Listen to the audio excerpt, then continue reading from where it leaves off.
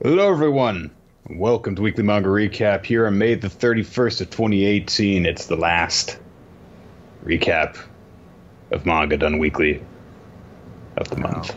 That was a lot of anticipation on that. Yeah, well, it was just... Oh, well. I appreciate it though. It Crit. was a new angle to go with. It put me I it put me on the edge of my seat. It's like Naruto the movie The Last, where I was just like, is this the last one? And they're like, kind of. Maybe. No. What was the last Naruto movie? Will it make money? Still Boruto movies. Oh, I guess everything. Yeah, it's just a Boruto movie. But it's Boruto Naruto Generations, so I guess it's like Boruto subsection of Naruto movies now. It's a whole different thing you put chips in. Kettle of fish. I guess you put fish in them too. I don't know. It's a whole new world we're living in. It's a brand new place with a brand new attitude. Still gotta catch them all though. Fuck them on. Should we talk about I manga? really want to like sing that entire theme song right now. It's a whole new place to see. It's a very fun song. It may be better than the original. I'll be real. Yeah, let's talk about manga. I've got a very moderate amount of energy today because I don't have any of my normal stuff. I have no latte. I have no monster. I just have no caffeine. Lukewarm now, water. So that's all that's keeping me up now. Recap portion, week manga recap. Let's hit it. My Hero Academia, number 184. Hero Billboard chart, JP. Do you think that there is a Billboard chart for other countries? Is that the implication? I'd assume so. Like, wouldn't it be weird if, like, all the top 10 heroes were all localized entirely within the confines of Japan? Maybe there'll be a future arc of some sort, going to a different country to see their superheroes. Possibly. It'd be great if they get over to America and it's like legit just X-Men and Marvel Universe shit going on over there. We're just like they get up there and be like greeted by Magneto. Finally, X-Men crossover. I'm like, Jesus, this is kind of crazy. It turns out Disney worked out a deal with Shueisha, huh? Makes sense. So, Aries at UA now. That's how the chapter begins. Page 1. Aizawa is just like, UA is going to take an Aries. And Aries like, I'm not sure if she's excited or what. She doesn't have emotions. She's pleased to see Deku. She just exists. She doesn't have feelings. I am a girl. Like, there's just flies going in and out of her mouth. God. Disgusting. So. Mystery. What the hell was that? I've never heard that. It sounded like a mystery. Okay. Like, what's it like, and you just found a clue. Like whenever you get, whenever there's something that shows up, a piece of evidence you got to remember in a Phoenix Wright game. Anyway, so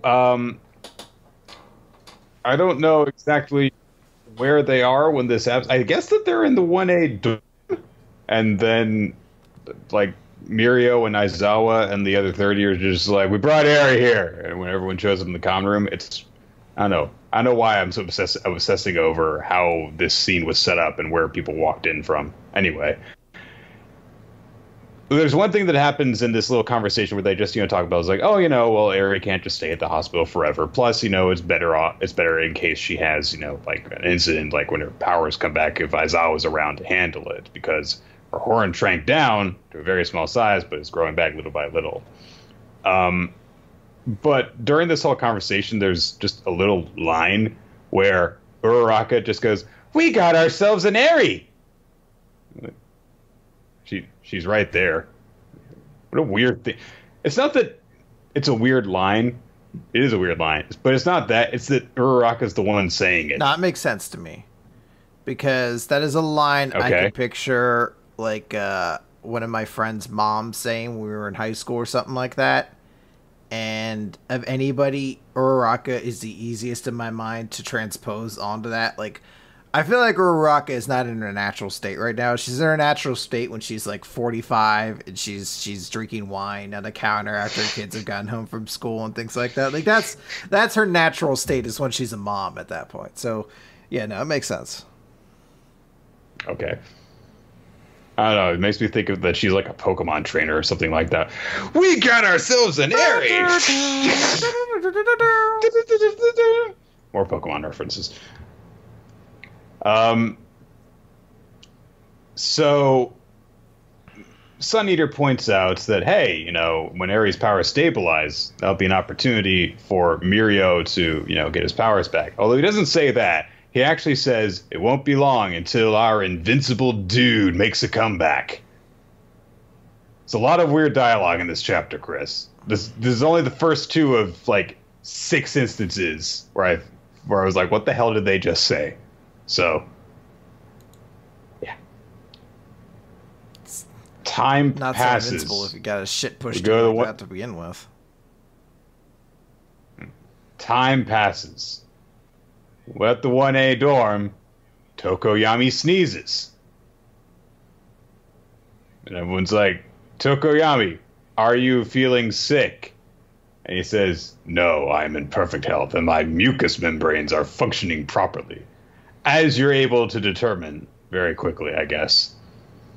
So they're like, maybe someone's gossiping about you, like a fan you might have gotten during the concert, like the one that Yaoyorozu got. Yeah, I guess we missed a chapter. I guess we missed a chapter or something like that. I can only gather that, like, oh, well, he was in the band that put on the performance, so maybe he's acquired some new fans. Like, Yaoyorozu's got a fan. And she's like, I'm just happy to have an admirer. Like, you won't be. Once you get to know them. It's... I don't know, there's just some weird stuff that happens. Like, Uraraka suggests that, oh, maybe when you had your work study with Hawks, you gathered some fans. And he's like, no, that was a very short time, so I don't think I did. Okay. Yeah, this was all an extremely odd sequence of discussions, because they seem to end nowhere. It just kind of like, have no real point. Oh, you must be sick. No, I'm not sick. Well, maybe it's because a bunch of people were talking about you. He's like, nah, I don't believe so. They're like, well, maybe it happened from your time with Hawks. I don't believe that's the answer. Credits. Like, thanks. Fucking fascinating. And scene. We fucking got fascinating, Tokoyami. You're fucking great. I'm not objecting to them having just little weird conversations like this, getting to be normal teenagers for a bit. It's just a weird sequence of... It's kind of hard to make them like normal teenagers when they have a conversation no normal teenagers would have. Yeah. So, all of a sudden, the Wild Wild Pussycats appear in civilian attire. And they're like, hey, it's nice to see you. Yay. There's a brief moment where, you know, Tiger says to Bakugo, I'm sorry, we couldn't protect you back then. And Bakugo's like, oh, shut up. Just don't remind me about all that character development I went through. And then there's a panel following this where I don't know what happens. Jiro says, oh, hey, we're doing good. And then whips her head around to look at Ashido and Uraraka and Hagakure, who are going, Paw Pad Manju! Paw Pad Manju! As teens do, often. Well, they're holding something up. Oh, it's the Paw Pad Manju. They gave them something. I don't know if it's food or a game. I'm assuming it's food. It's food. Manju is food. Because when they did their training way back a couple of years ago, it turned out that one of them was actually a really good cook. And so they feasted on Paw Pad Manju, which you can see Tiger has the box of Paw Pad Manju when they do their group pose. But it's not that they're excited over this. It's specifically that Jiro's head whips around. And I don't know exactly what that suggests. Is it that she wants fucking Paw Pad Manju too? Is she like want to just get done with the pleasantry so that she can have the Paw Pad Manju, I guess? Theoretically, yes. It's just a weird panel. And also, Uraraka's eyes are fucking huge in this picture, by the way. They are half the size of her head. I bet Horikoshi drew that one. What, her eyes? I'm joking. I'm sure Horikoshi had no fucking part of that panel in the background. Just hand out to us, like, draw Uraraka. He's like, some dude who's drawing like Garfield comics normally. He's like, sure. Jim Davis, Jim Davis, son, could you finish the background of this image? Yeah, sure. Jim Davis, son. This is where his newspaper comics career has led him after 30 years with one of the most commercially successful series of all time. I must go to Japan to find myself and make pennies a day doing assistant work for a mangaka. Anyway, shitty little Koda's there. He's slightly less shitty now. And Midoriya is like, "Oh, I'm so thank you for writing that letter thanking me back then. I mean, it really meant a lot." He's like, Mandalay says, "Hey, Midoriya, look, he picked out his new shoes himself. He's like, they've got to be red." And Koda's like, "Shut up!" And Deku says, "Well, now we match." I get it, at least. There's just a lot of weird little things that happen in this chapter. I understand this one, which is like, okay, Deku's got a fan now, and Deku is cool with him about it. The main point of their visit, I don't know exactly why they're at Class 1A's dorm to announce this, but they're going to get back to superhero work. And Deku's like, "Oh, but Ragdoll, you had your quirk stolen. I thought you quit." And Ragdoll says, "Well, I'm not going back into superhero action, but I'm going to be working in the agency, and I'm going to support the other three. Call me the cat administrative assistant." That doesn't even make sense as a pun. That's that. I'm going to use that one there next Halloween. I think that it's kind of silly that she makes like cat paw. But I'll change it. I'll just call it Black Cat Administrative Assistant, so that way it's more Halloween like focused and themed. God damn it! You're already preparing for that. Anyway, as I was saying, I do like that. In order to demonstrate that she's going to basically be a secretary now, she's making like typing motions, but with cat paw hands. It's the most efficient way to type, Chris. Certainly not. As someone who worked as an administrative assistant for 10 years, I'll let you know that's not a good way to type. Dear Strongbad, how do you type with boxing gloves on? Flashback, because... Oh, I forget this one's name. The fourth one. She says that they actually were there when they were interrogating All For One in Tartarus. And they questioned him about Ragdoll's quirk, and he's like, "Oh, yeah, well, you know, I saw a good quirk, and I just had to have it. It's a bad habit of mine. You know, I'd love to return hers, but that would involve using my own quirk. You know, I can do that. Please let me out." I'm sure he'll stay locked up in that forever. Forever. He won't do anything ever again. It's fine. So they are actually trying to see if he's got what all quirks he has locked up in his body. And in the meantime, they're like, "We're just going to keep him fucking restrained here, immobile, so he can't do anything."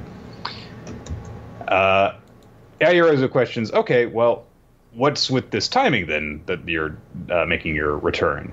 And Mandalay says it's because they're about to announce the year's second hero Billboard chart JP. And the Wild Wild Pussycats are currently in 411th place. There's a whole thing that explains, like, the hero Billboard chart JP. Basically, just like its rankings. Its rankings based on prestige and popularity and accomplishments, whatever. Deku objects to, is like, "Oh my gosh, you're in 411th place. You were 32nd the last poll." And Kirishima like, "Oh, so are you making your return so that you can stop that decline?" And Ragdoll says, "Wrong! Meow!" Cat pun. It's not really a pun. It's about... Not even a pun. This is just an interjection of a cat noise. She's just insane. Yeah, she is a weird-looking girl. And she says that, well, you know, we actually have done really well for ourselves despite not being in action for months because our approval rating was still very high. And so it's actually because of that their ranking is so high, which means people still believe in them. They're like, we got to get back to work. Which I like that attitude. You know, we can't focus on this tragedy forever. We've got to, you know, keep on moving forward, and we're superheroes. We should be superheroes. So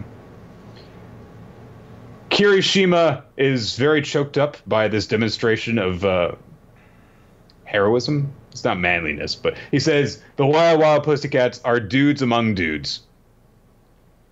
This chapter really likes using the word dude, doesn't it, Chris? Chisaki saying dude, Kirishima saying dude.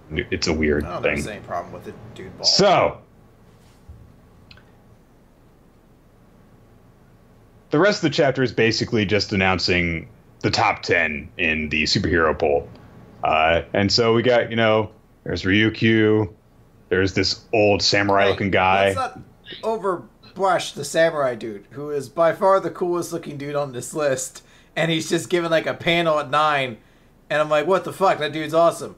But second of all, fuck this nonsense that Ryoku is on here, but Fatgum doesn't make the list. You can shove my butt up my ass. That doesn't make sense, but I don't care. It expresses how angry I am. Fatgum is dope. Ryoku's done nothing. Ryukyu is a model. I don't give a fuck. She's got Fatgum is Fatgum. Well, even she says that she's not sure she deserves that's fine. this. I'm still placing my anger at her. But you know what? Neither of them deserve to be assigned the list. As the laundry hero Wash, who is a man dressed as a washing machine whose only line in his introduction is a One Piece style laugh where he goes, wash, sha, sha, sha, sha, sha, sha, sha, sha. What the fuck? It's just the most random thing. I love it. Also there, Kami Woods, who has been showing up occasionally, newcomer on the scene, has been doing pretty well. Mount Lady makes a brief cameo because she was in 23rd place, and she's has to like make comments about how awesome Kami Woods is, and when it was like, is it true that you guys are a great team outside work? And Mount Lady's like, shut up. She's like, yes, and he's got the biggest wood you've ever seen. Is that all you wanted? Is this all I'm here for? Oh, tabloid headlines! Ah! Then there's a guy named the Shield Hero Crust. But no Gang Orca. Gang Orca can't make this list. Crust better be fucking amazing. Guess not. All right? That's all I'm going to say. And there's a pretty awesome looking lady named the Rabbit Hero Mirko, who apparently fucking hates teams. She's awesome. Like they added in like 5 new heroes or whatever in this, and like half of them are super dope and cool, and the other half, I'm like, get this shit out of my face and put in Gang Orca and Fatgum. Then there's fuck this guy. Get him off my list. Put in Gang Orca or Fatgum. He's not a new hero. I know we've seen him before. He's fucking boring. Put in Gang Orca. Also, he got his ass kicked. Then there's Best Jeanist, who is noted as being absent because, you know, All For One fucked his shit up. Oh, he's now then there is official. Oh no, he was number 3 before, I think, and then he dropped. I forget if he was number 3 or 4. I thought he was number 3 when they introduced him working with Bakugo, but I might be mistaken. Yeah. Because this other guy they show in the panel before, like when they talk about the polls, you'll notice that it's All Might, Endeavor, and then this wing guy. So he must have dropped off the list then and added on, because I'm pretty sure Genus was 3. So they must have had Genus, they explained it as Genus disappeared, this Hawk guy took his spot, and then maybe it was that. I don't know. Well, All Might was 1, Endeavor was 2. Maybe it wasn't 3. I don't know. I could be mistaken. I don't know. Anyway, and number 2 is the wing hero, Hawks, who is this... He's this, you know, angel-looking guy with the big wings, but he looks really, really, really casually dressed. He's just wearing a jean jacket and shirt and headphones, and it's like, yeah, I'm here. This is the guy that they just established that Tokoyami had his hero course with. So, I can only imagine we're going to probably see this guy some more. And of course, the new number 1 hero is the Flame Hero Endeavor. And It's like, oh, it's been a long time. He's been waiting to claim the throne, and now he's number one. And there's just a full page spread of Endeavor walking out. Yep, that happened. That was a chapter, all right. I mean, I like this chapter. I do find it amusing that there are 2 chapters this week, and we're immediately jumping into the next one that we're all about, like, here's the new rankings! But I do find this to be a fun thing. I guess this kind of makes the rankings a bit more of, like, a prominent feature, because now we're not, like, piecing together where people are. We have our top 10 literally presented before us. And I'll be kind of curious what Hawks does to get him here, because just having wings was always like the lamest thing for like an X-Men character. You're just like, that's all this dude does. It's like when Apocalypse got to me, he's like, we're giving you metal ones that can shoot shit or something. You're gonna have metal wings and blue skin, and you're gonna shoot knives. Okay. But yeah. But I want my old wings back. Ah! But I liked it. Musha and Mirko, I think, are super cool in design. I'm really excited to see what they'll do. I'll get over eventually the Fatgum and Gang Orca aren't on this list, but it'll take some time. Well, I think Gang Orca was like previously like number 12 or something like that. He was up there, but he wasn't in the top 10. Tell me what he did to not get on this top 10 list. Being super cool all the time with the awesomest design ever, and his power of being a whale. Maybe all those kids in the hero course are like, that guy's an asshole, just because they're shitty little kids. Yeah. All right, on to our next ranking chapter. It's Food War Shokugeki no Soma 264 from Megami Tadokoro. So a time skip happened, everyone. It's a time skip, and you know it's a time skip because all the girls have different haircuts. Literally all of them. It's, what, 4 months afterwards or something like that? 4 months, almost 4 months, it says. And we start off by just seeing, like, some of the random people from the Polaris dorm walking around. Like, oh, I got a Shokugeki to get to. Oh, we got to get to class. And the girls have different hair. It's like, well, my hair grew longer. Well, I cut my hair short. Every single girl we see in this chapter, I'm pretty sure, has a different haircut. And I'm getting a little sick of that Shonen Jump shorthand. Like, you can tell the time has passed because the girls have different hair. It happened in Bleach. It happened in Naruto. It happened in One Piece. Every time there's a time skip, the girl's like, I got a haircut. That's how you can tell the time has passed for me. To be fair, Heaven forbid anything else happen. I mean, what else are they going to change? Like, they changed their attires, too.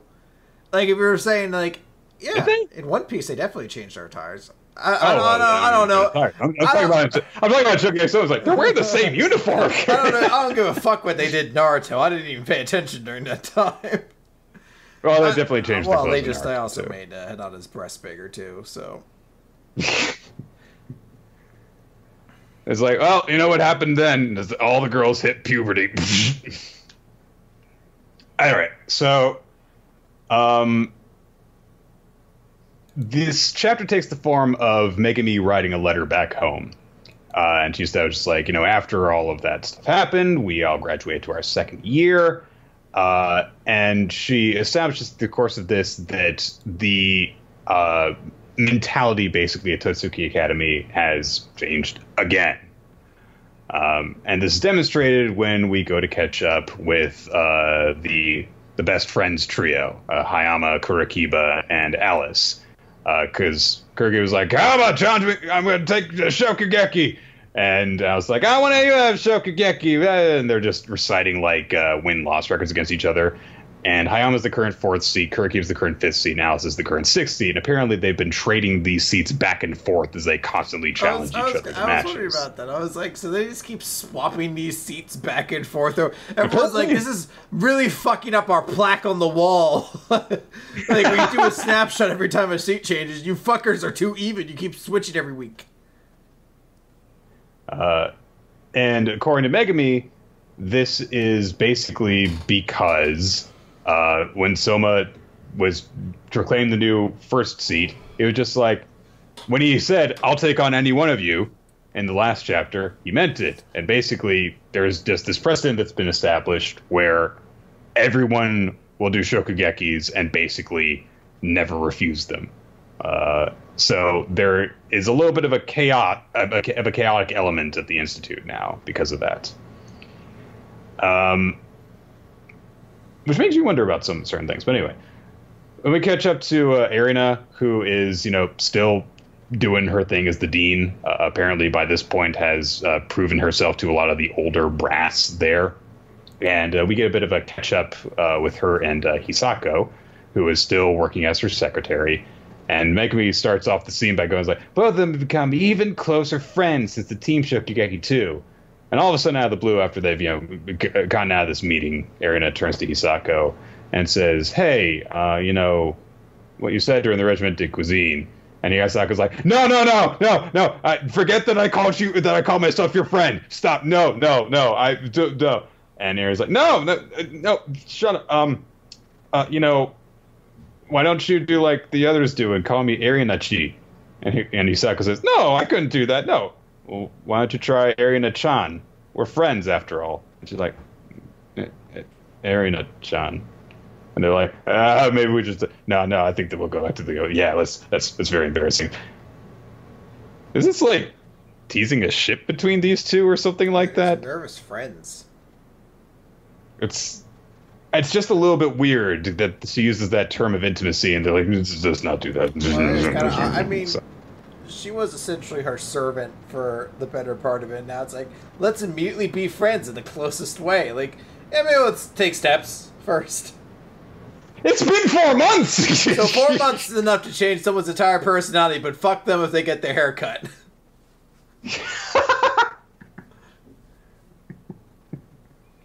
They haven't had this conversation in 4 months is my point. All right. And then we get the scene flashing back to the Team Shokugeki again.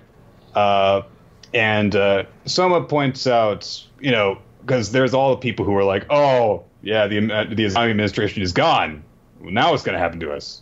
Are they going to expel us? Are they going to take their revenge on us? And Soma's like, no. Why would I do that? And he says that, hey, I got this first seat through this Team Shokugeki, and I still haven't beaten Akiri. I still haven't beaten Tsukasa or Rindo or any of the others who were on my list. I haven't beaten those guys on my own.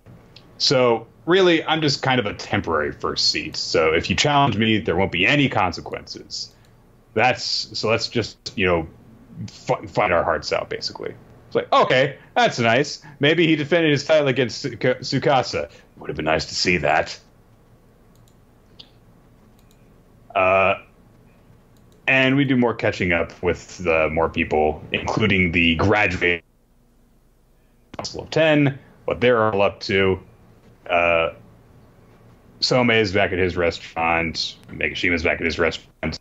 Momo is running an awesome sweets shop. And Rindo and Tsukasa went off together to go on some sort of like Amazon River expedition or something like that.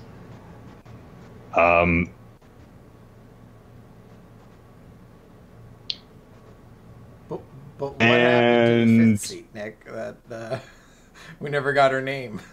Or I think we did get her name, but no one gave a fuck. Oh, the ponytail girl? Hat girl? Yeah. I'm not sure. Was she a third year or was she a second year? It was probably a second year, I think. I think that was like a thing. So maybe she'll show up and be important. Rebecca from Black Clover shows up. And then we catch up to where Megumi and Soma are, because Erina has actually sent them on a mission, where they are currently off at a hot springs resort town, because Erina wants them to be dealt with, to deal with invaders who threaten her administration. And Soma is still the first seat in the Council of 10, and Megumi is the 10th seat in the Council of 10. So there you go. I do wonder if, because we only learned about we learned like exactly half of the seats that are on the Council of 10, or at least their specific positions at this point. I do wonder if in this new way of doing things, what that actually says about some of the people who are on the council is. I mean, yeah, sure, bottom of that totem pole, but she is still on the council. So if they are specifically doing this time period where, yeah, there's a Shokugeki, everyone accepts it. Has Megumi been kicking ass this whole time and we haven't gotten to see it? Maybe. I mean, she holds the lowest seat on the council, so maybe everyone just is fighting for more interesting seats. I think I'm kind of curious to see which of the second years maybe stuck around. So, like, will Kitakuni and, like, Aizan, are they on this new council? Because they are supposed to be pretty good, so it would make sense if they had some representation, especially if there's 5 open seats and, like, what, 4 or no, I guess 5 directly members of the council are gone now specifically, so it would make sense. I guess Ishiki's still there. I would presume it's probably like Soma, Ishiki, Takumi as like the top 3, and then it does like the group from there, and then maybe like Aizan and Kuga and all of them are like mixed around. I don't know. I think that it might suggest like because it makes sense if Megumi never moved up after the seat that she had, because she's not the kind of person that would do that. You know, it's like, so, bitch, it's time for me, we fucking show you what's what, let's do this, you know. But if someone challenged her, maybe she would stand her ground and win that way. So maybe it's like she, people like her like, oh, I could step all over her and take a seat on the council, and she's like the gatekeeper or some shit. Yeah. Alright, so I think you may need to reset your connection real quick, because you are very robotic right now. Oh, I see that, yes. But I'll just kind of note here as we're finishing this up here. I did not actually even pay attention to the fact that there was all these new haircuts and everything, because I was too busy being absolutely dumbfounded by the fact that they ended this without having any kind of like real closure between Soma and Tsukasa. Presumably the option's still out there for it to happen, but I was absolutely shocked that we didn't get anything. I was pretty firmly in the belief of like, oh, we'll definitely get something there. Give it a moment. I'm back. Ah, no. Hello, Chris. All right, it's popping in and out. We'll see. Oh no. Do one of those. Right. So, I guess we'll talk a little bit about the jump starts, maybe? Yeah, I guess I'll give it a shot. Okay. So, we got Kimi Wo Shinryakuseyo. He has a dog alien that catches a frisbee in its tail. And Chris, I don't like this series. I'm very sure the girl is only there but she can be put in weird sexual situations. More than likely. So, is there like a storm going on over there or something? No! That is strange. Yeah, your internet is really like fading out. I mean, fine. Talk about Kimi Wo Shinryakuseyo as much as you want, I guess. I'm going to. It's garbage. It's hot garbage. This series is fucking the poops. I don't know. So last chapter presented the idea that this was supposed to be kind of like a funny, goofy series, and it had a little bit of like risque fan service and everything. But at the end of it, I still wasn't crazy on it, but it was like, let's see. So yeah, this one involves his like new dog, and the dog sneezes fire. But then it doesn't really like, I kind of zoomed in and out of it a little bit.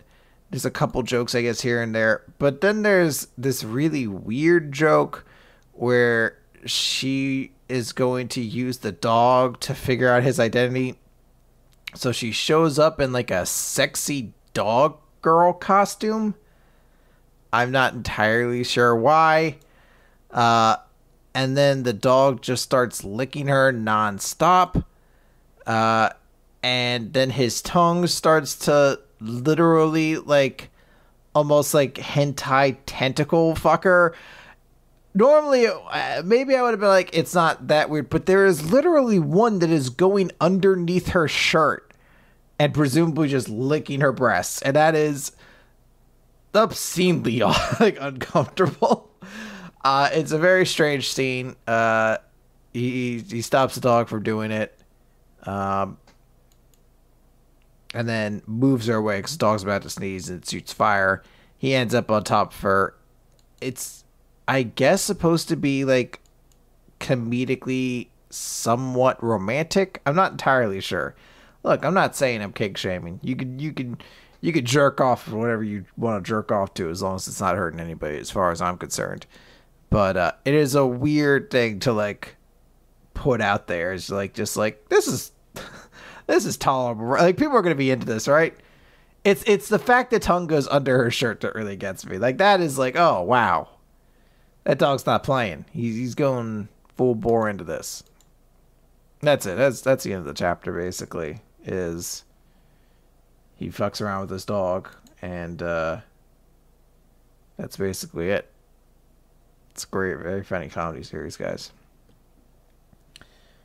I have not disappeared, but I have to get my video from Skype, which I can only get if I'm actually in the call with Nick. So we'll be both muted until that happens. We'll wait for Nick to come back, and then we'll try from there. In the meantime, let's jump over to Momiji no Kisetsu. Our other jump start. And this is our third chapter of Momiji, so this is going to be the last one we get for it, unless it gets picked up, which we shall see. So it opens with Momiji shitting his brains out, I guess, and he's really panicking about the written part of the exam that he has to get to. We flash back to 2 hours earlier when we find out that he made it through the first round without any losses whatsoever. And, you know, he's a bunch of people are talking about this, being like, what? I thought he was supposed to weak. He's so cool. And I've forgotten her name. Ichihara? Ichihara says that he's popular than ever, so this is a good thing. But he's preparing himself for the second round because they'll be going up against members of the 6th to 4th Dan instead. So they'll be playing basically a bunch of matches, but all these people are significantly tougher. All he needs to do is win once, and he's in. He'll have three matches, you know, maximum, but he needs to win at least once. So he starts gaining an upset stomach because he's like, I always lose when it matters most. And she kind of teases him by saying, you know, like, yeah, I mean, you're going to be fighting people who have achieved success at a national level. So gain even one win is going to be close to impossible for you. So he has his confidence hurt. He's like, oh, I'll just do my best. And then we cut back to him shitting his brains on the toilet. And he's like, oh, shit, I got to get back to taking my test answers, when another person comes into the bathroom, walks into one of the stalls, and just fucking vomits furiously, apparently. It sounds pretty graphic. We just see Uluk and then cutting him like into the stall, and just the exaggerated sound effect of blah. So I think that's supposed to be really bad vomiting. Moji goes to check on him, and the guy says, he's like, yeah, I'm fine. I always get like this. I should get back to the test. And he's like wobbling back and forth and shit. And Moji's like, here, I'll help you. But this new kid says, I hate it. I hate being treated like a sick person. He has a very distant look in his eyes. And Momiji keeps trying to kind of help him up. And the person's like, no, I'm fine. You know, I'm just give me a rest and I'll be fine. And Momiji kind of has a flashback to the fact that his brother, who was terminally ill, basically would keep saying the same thing. So Moji's like, just let me help you, okay? And the guy's like, you're the type to be nice to weak people, huh? I'm not sure I like you. So he's like, well, fine, I don't like stubborn people like you. Go fuck yourself. They leave the bathroom, and that's where Ichihara is. And he then runs forward and, like, glomps into her, and calls her Icho-san. And she responds by like shoving her popsicle stick into his mouth, and she says, "Hey, Yoshino, it's been a while. Why are you here?" And he's just kind of grinning like a big stupid idiot because he's like, "Oh wow, it's like an indirect kiss," and continuing that he's here for the exam as well. And we find out that Yoshino, he won the junior high Ko-O tournament. I'm not entirely sure how you pronounce that. So he was exempt from the first round of exams. He didn't need to do anything because he's basically a national champion. And why even bother? So he grabs Ichigo-san's and says, "Remember your promise with me." And that's when the dean shows up. And he's just like, "What the fuck are you guys doing? Get back to this shit." So they all head back there. They go back to the exam. I like how the teacher's like, "We need to talk in regards to her." And she's like, "Are you inviting me on a date?" He's like, "No, I'm here to talk to you the fact that you continuously show up in all these fucking troublesome situations around here." We go back to the second part of the exam. Michi's pretty upset because he seems pretty positive that he did awful on the written test. And he looks over to Yoshino and he sees that he's doing fine. So he's like, why is he doing so fine? I wasted all my time worrying about him. Oh, what was that promise they were talking about? I'm so frustrated. Then the pairings get announced. And we don't get what you'd expect. We don't have like Yoshino get matched up with Momiji or anything like that. Instead, Momiji gets paired up with a guy called Moria. And he has a very intense style, and he's getting pushed onto the back burner at every hit. And he keeps going around, he keeps looking. He gets stuck on this one. He sees an opening, he gets stuck. And he hears someone inside the room when things seem bad saying like, I concede. And he says, it's only been 15 minutes since we started playing. Everyone should still be in the opening or middle of the game. And the guy who gave up is saying, I just couldn't do everything. I set it up the way I like, but I couldn't even get a chance to attack. His aggressive style of play wouldn't even allow his opponents to attack. So a way to seize the next path. And then we see that the person he lost against was Yoshino, who has a very almost sexual kind of smile to him. I'm not entirely sure how to describe it. It seems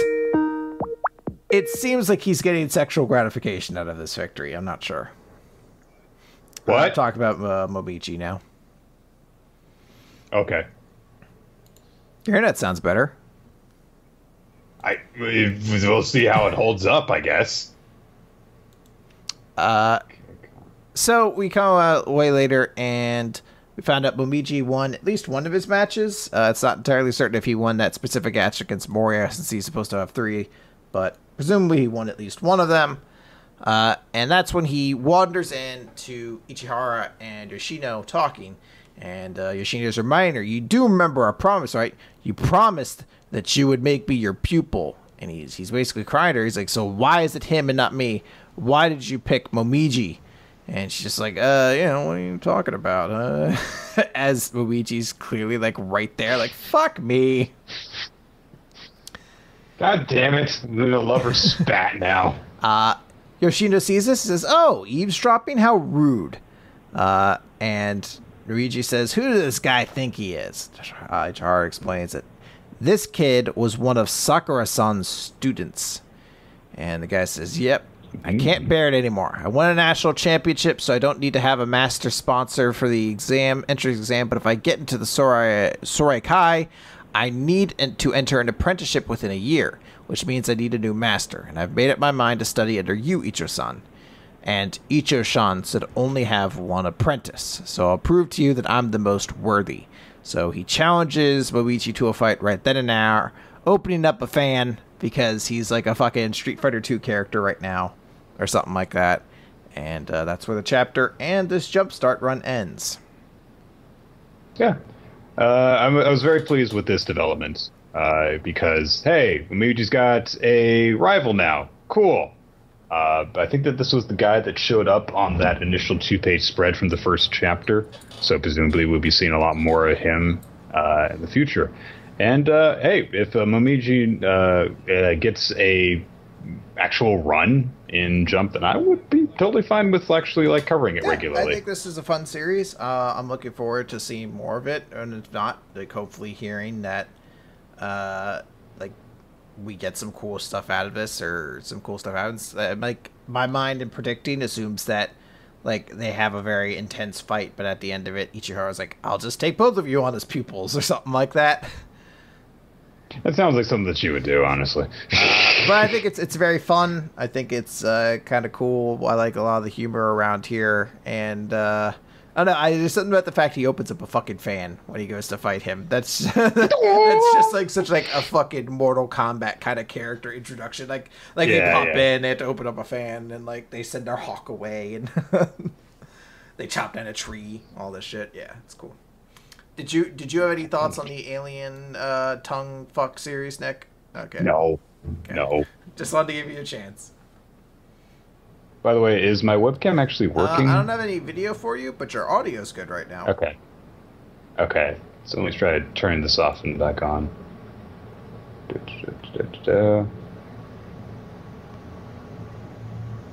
it's just a swirly thing.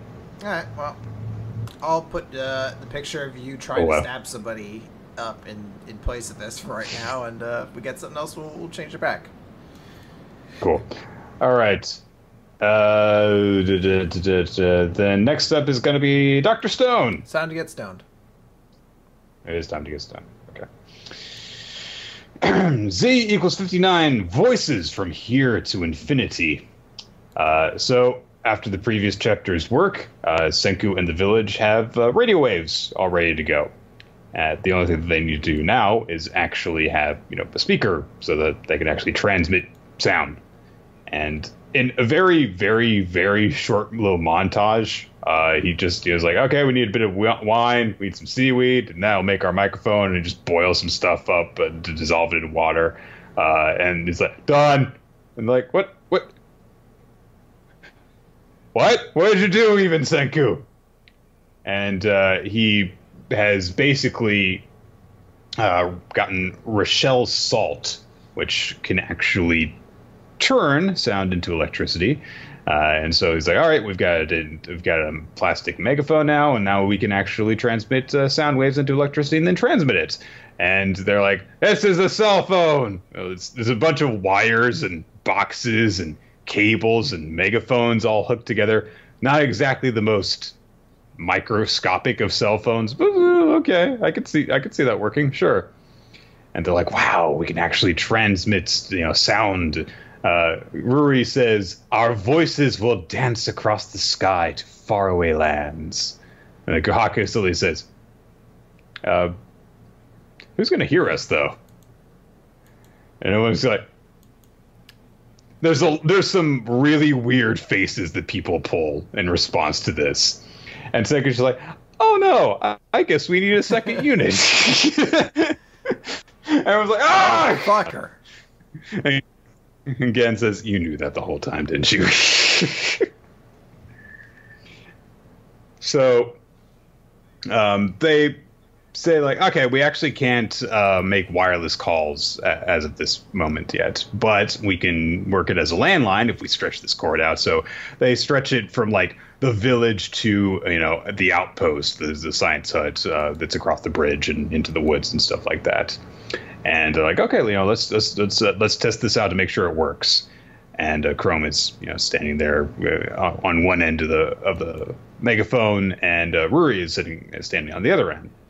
And Ginro gets into an idea like, hey, Chrome, this whole thing is like, it's the lovely Ruri on the other end. This is your big chance to tell her your true feelings. You shouldn't let this moment go to waste. And Chrome's like, my true feelings. Ruri, this is awesome, right? Science is great. It's his true feelings. I know it seems that it's different characters, but I like to think it's all just Ginro 4 times over being like, ah!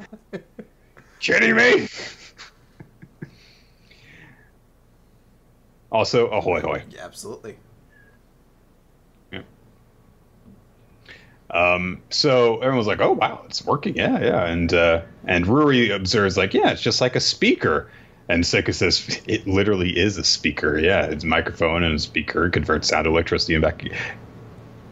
What do you know what a speaker is? And the kids are like, "So this is like a bee?" And they're like, "What the fuck are you talking about?" And finally, Ruri explains that in the 14th of the 100 Tales told in Ishigami Village, the speaker is a talking bee, beloved by all, and when its needle pokes a gravestone, it can channel the voices of the dead. And Senku is like, what the hell is... Okay, that's weird, because the 100 Tales are supposed to pass down valuable knowledge. Why would... That's a weird story. And eventually, Gen's like, 1-4, January 4th, like your birthday, Senku. And Senku realizes... Oh, the gravestone in the story is actually my dad's gravestone. There is some sort of valuable information left there. And they hoof it back to the graveyard that Ruri had led him to several months ago. And he picks up the freaking headstone. And Chrome's like, that's... Wow. Okay. Actually, there's like someone behind him. Some random villager is like, you will incur the wrath of the gods! And Senku's like, I don't believe in gods. So, he is like, there must be something, inside of this concrete stone. Some sort of a time capsule that we've got to crack open. And Magma's like, crack open! Break something, you say! And Senku's like, okay, no, there's something glass inside of here. We need to be more precise with this. So instead, Kohaku takes out a pair of hammer and chisels, basically, and chips away at the stone until she uncovers this thing wrapped in aluminum foil. They boil it away in hydrochloric acid, and all that's left is this disc, this thick glass disc, like basically like 10 CDs stacked on top of each other looking thing. And Senku quickly realizes, okay, with this and the speaker, and with the needle, so Gen's like, oh, it's a record.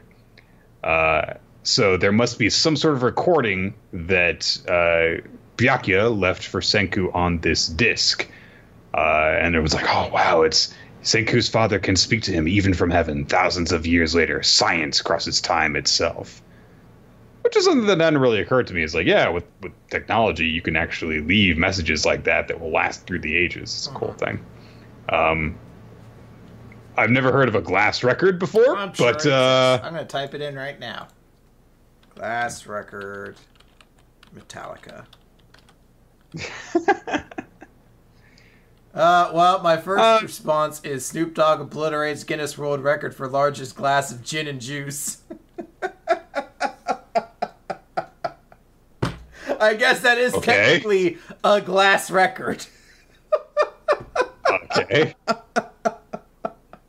Did he have to drink it? Doesn't say he did. I think he just made the largest glass of gin and juice. Peep this, homies. Can you drink that? No. Give me my record. No. There's something here from, looks like creators saying that there were glass records as well. Okay, cool. So, yeah, it was an alright little chapter. Just, kind of that steady moving forward that Dr. Stone has a chapter dedicated to occasionally. I do really like the moment with Chrome where he just completely misses what Kinro's trying to prod him to do. Like, he's not even like thinks about it and gets embarrassed and says something else. It literally just does not occur to him that when he says true feelings, he's like, no, romantic feelings. It's like, I like science! Super cool! Don't you agree? Subscribe to National Geographic! I like it. I'm really excited to find out what's on this record because there's still, like, we haven't really touched on it because there's always been the much bit more pressing matter of Tsukasa's going to come and kill us all. But I presume eventually we're going to have to start digging more into why the event of Stone World actually happened. And Senku's dad leaving, like, that kind of message on a record would be a great place to kind of start that. So it'd be interesting to see if this is where we get to start things. Maybe we won't find out what's in there because maybe Senku's like, we don't have time to invent a record player right now or whatever. I mean, I don't think it's that complicated, but maybe they'll hold off and this is just a tease to it. But it's pretty exciting. And, you know, there is the whole point of the series is we have to get society back up to the level it was before, as opposed to we have to defeat Tsukasa. Tsukasa is the obstacle in the way of that happening. So, right. Okay, Chris. What? We never learn time. We never learn. Question 64: excitement and busyness in anticipation of X. So it's school festival time. Yay! Who ever heard of having a school festival arc, Never Chris? heard of it before. First time it's ever been done. Never made. So there's going to be a big school festival coming up. Ogata is going to be taking place with like an udon booth essentially for everybody. And they have a bit of a discussion there. Yuiga has like a conversation where he asks them like, "Oh yeah, you know, what are you girls doing?" Because he's just handling like costumes and props and not actually doing anything on the day at the festival because he doesn't want to be in the limelight. And both Fumino and Takamoto are both like, I don't know, don't come, bye. But what I do love is Fumino's like weird clique of super obsessed fangirls show up. I'm not sure if they're a clique or a cult. I don't know. But they come up and they're like, you're going to have to wait and see on the big day. And the main girl of that group mentions, like, by the way, you do all know of the urban legend on the Academy School Festival Day, right?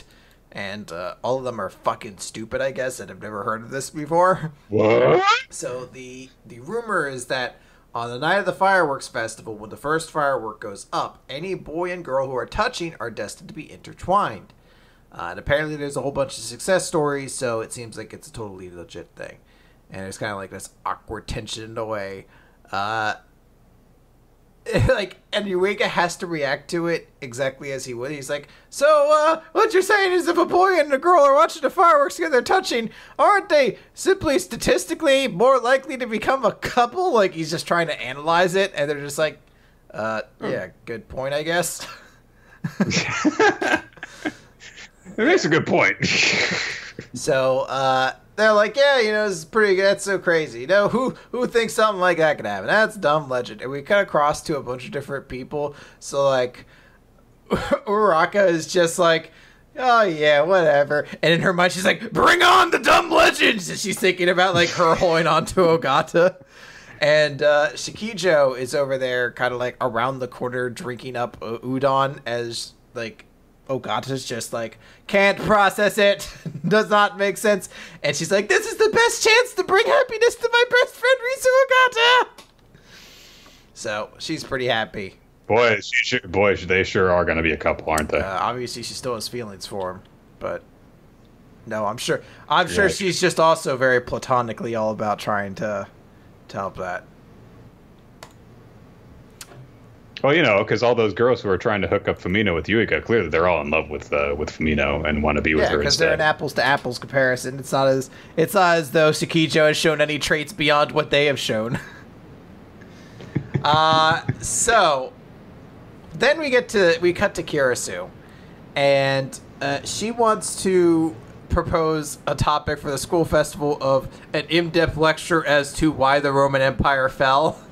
And they're like, yeah, it's not really a festival sort of thing. That's just a lecture.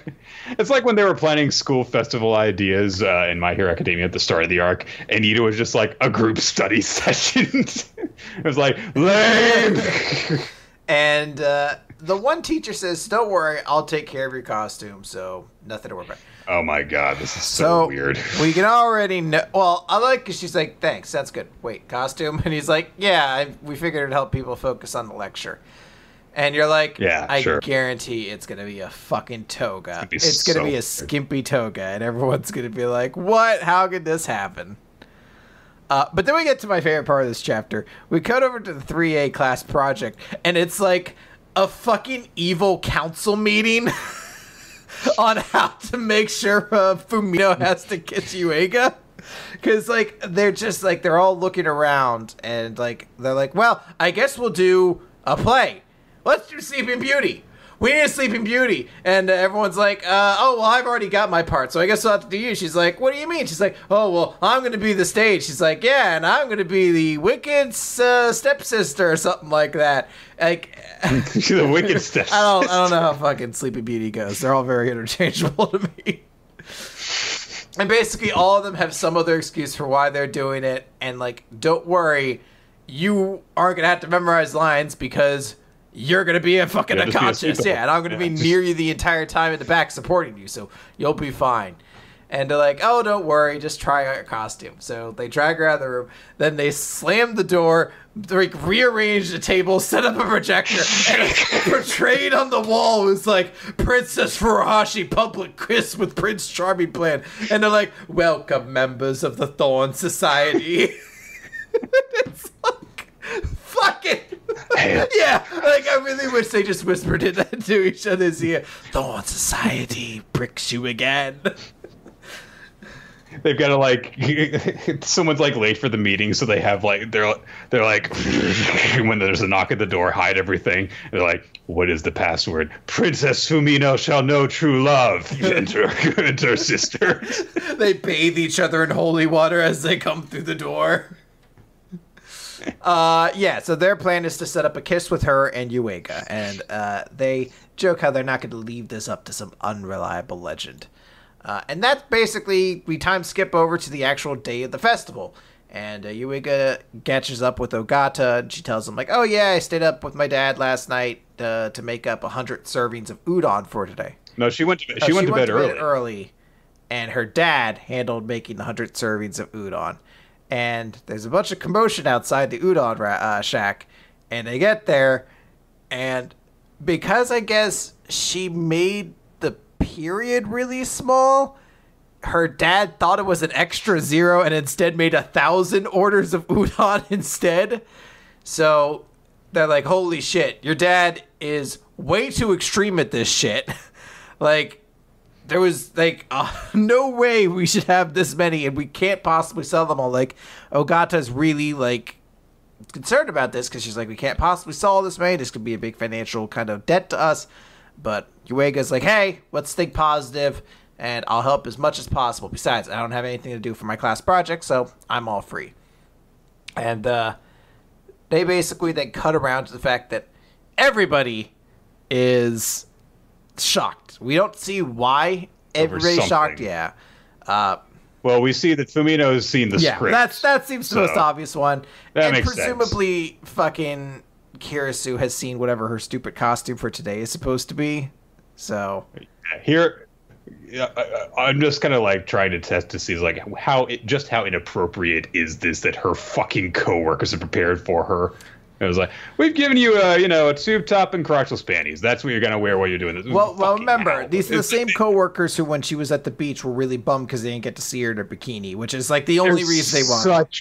Like, it's the only reason. They're such creeps. So it's very likely it's just like, we got you a Wonder Woman onesie. How about you tell us about the Roman Empire like this? She's just like, I don't even think. I mean, it was like mostly Greek gods, isn't it? For Wonder Woman, this doesn't even make sense. I am kind of curious. Like, okay, they kind of go in like reverse order of like easiness of predicting what's going on, because Fumino, they kind of basically told you what was going to happen. So she's probably gotten to the point in the script where someone's actually going to kiss her. Then with Kirisu, it's probably the costume, but there's like no idea what Uruka's swim team project is. That is true. Well, the thing to remember is Fumino's already like an expert in literature, so she knows there's going to be a kiss in the Sleeping Beauty. I think there's a twist in there, like a random member of the audience is pulled forward from the crowd to be Prince Charming or something like that. Because otherwise, how would Yuiga be? Like, they're obviously trying to set up her with Yuiga, so how else would he get involved other than something like that popping into it? That's what I'm thinking.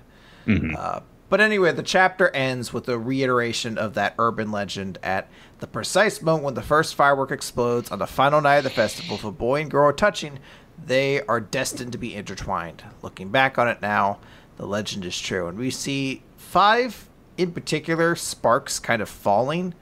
And I wonder if that's meant to indicate that there are 5 characters who are sort of involved in this. Go fuck yourself. If you were an Ashumi fan, I guess she's not going to be involved with this anymore. She's like that fourth girl out now. Or it could be the 5 different possibilities of love interests. I only say that because we have not seen anything from Ashumi yet right now.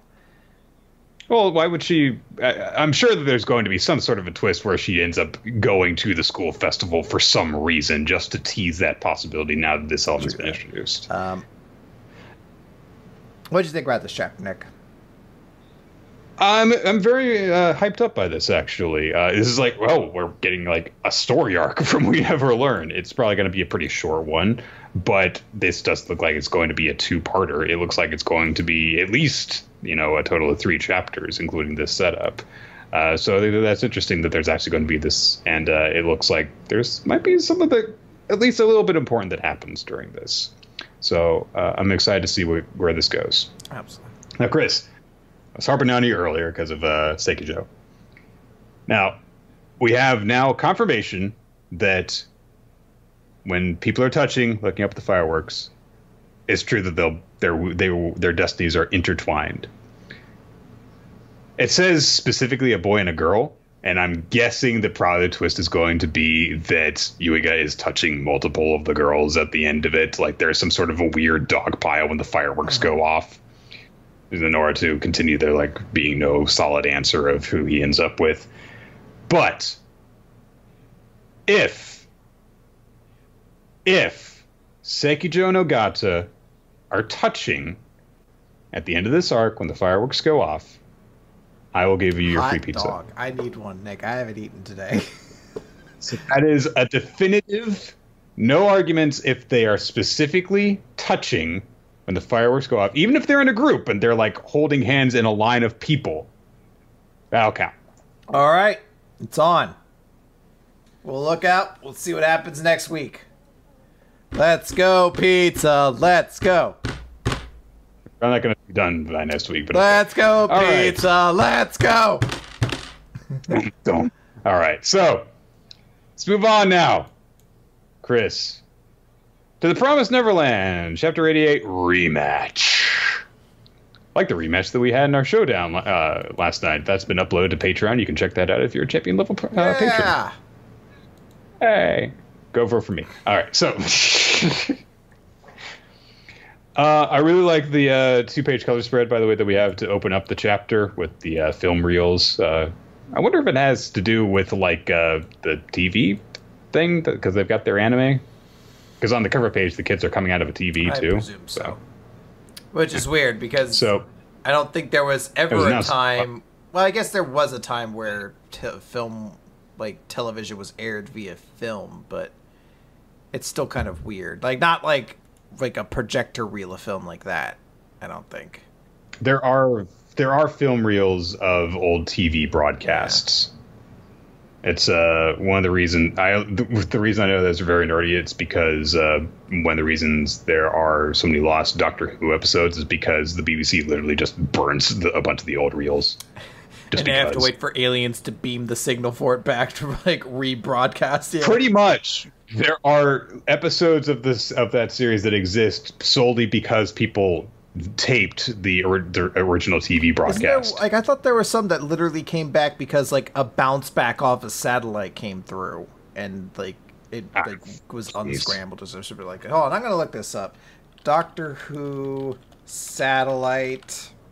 I don't know how to spell satellite. Wait, satellite Metallica. Satellite 5. Fuck it, I'm just finding stupid ass bullshit about this garbage fucking franchise. I want to know the cool stuff that has nothing to actually do with the franchise. Fuck it, I give up.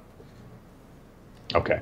So, last time, Emma set off a bunch of guns to shoot Luvis. Luvis caught the bullets because he's a badass.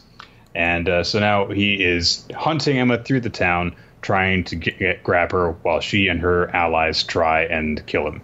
And Luvis pretty much knows, you're going to try and break my mask. I know you are. And you have the weapons to do that because there is no other way you could have killed Bayon and the others. the fact that you didn't use that weapon when you launched your sneak attack just there is because you have limited ammunition with it, so you couldn't afford it. So you've got limited shots with it. So you've got this plan to catch me off guard and shoot me with that special gun and break my mask. Anyway, I'm going to go kill your friends now. We get, some flashbacks explaining stuff. The initial plan that was set up with Emma and Emma's thought pattern as she's hiding and everyone else is hiding. Pepe has caught up by this point. He's hiding. Nigel is still in his position. Can we not understate the fact that Pepe is back? It's super exciting. Pepe's here, Nick. All the strongest characters. This is like when Marineford happened and all those characters from One Piece showed up at the same place at the same time. Like we have Nigel, Emma, and Pepe in the same place at the same time. This hasn't happened since they were having their shitty meeting with a bunch of other characters that they didn't care about. It's crazy. I can't wait. So Emma seems to for her plan to be is like, I'll hide and I'll lure him in, and then I'll just be the bait basically. Lewis is like, nah, he goes after Pepe instead.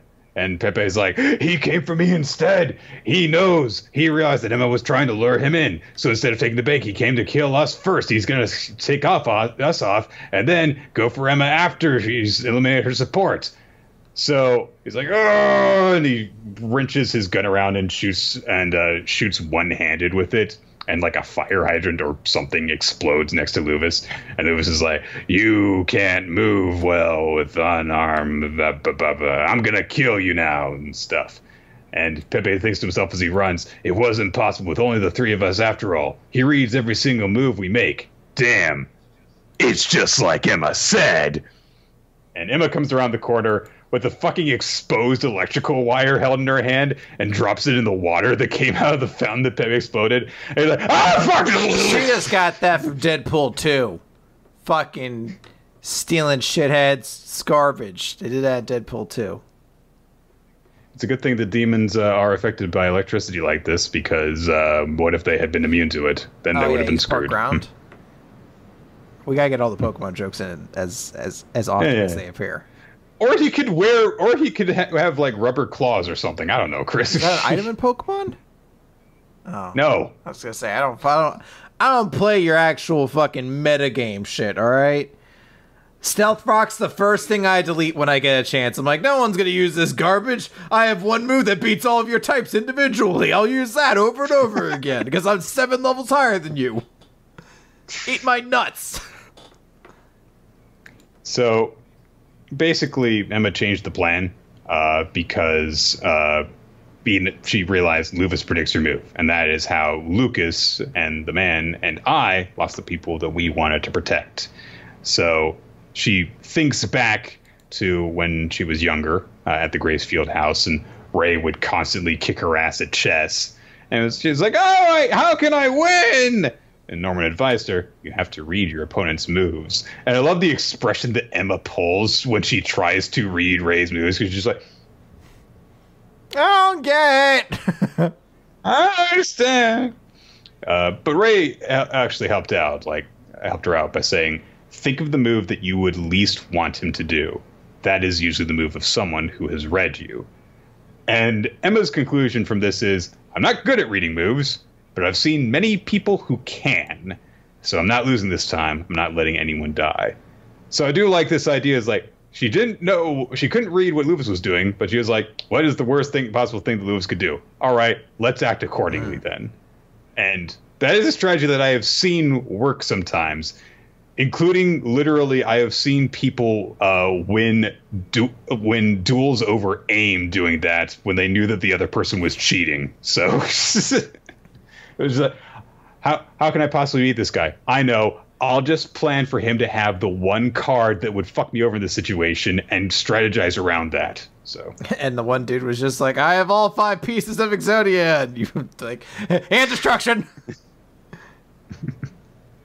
So, they basically planned accordingly. They're like, okay, the plan is usually impossible our original plan is impossible with only 3 people. So that's why, because he'll see through our plan, we'll be able to stop Luvis. Because we'll know that he knows what we know. And Anyway, Luvis is shocked and held immobile this way. So Nigel's got the gun. He shoots in order to take out Luvis's mask.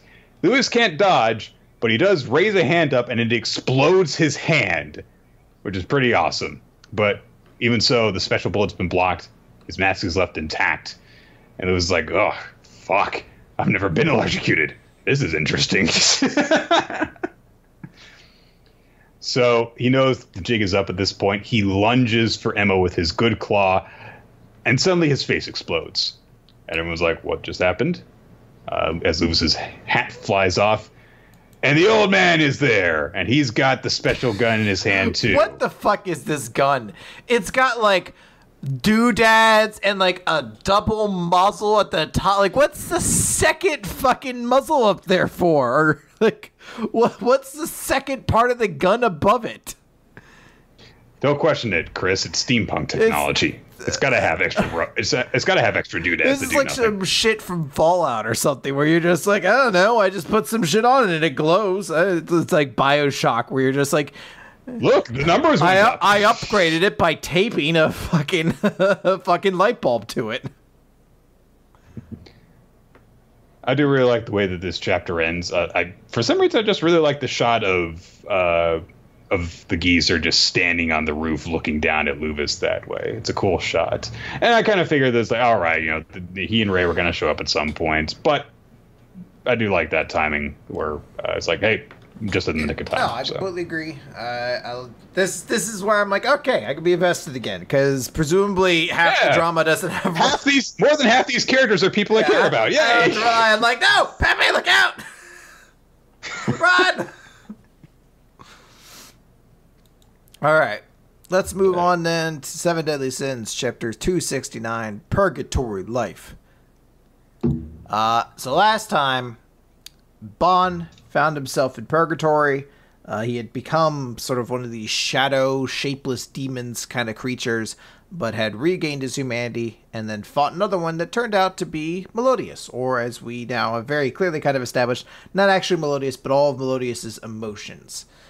Which have been trapped here in Purgatory ever since Melascula kind of trapped them here.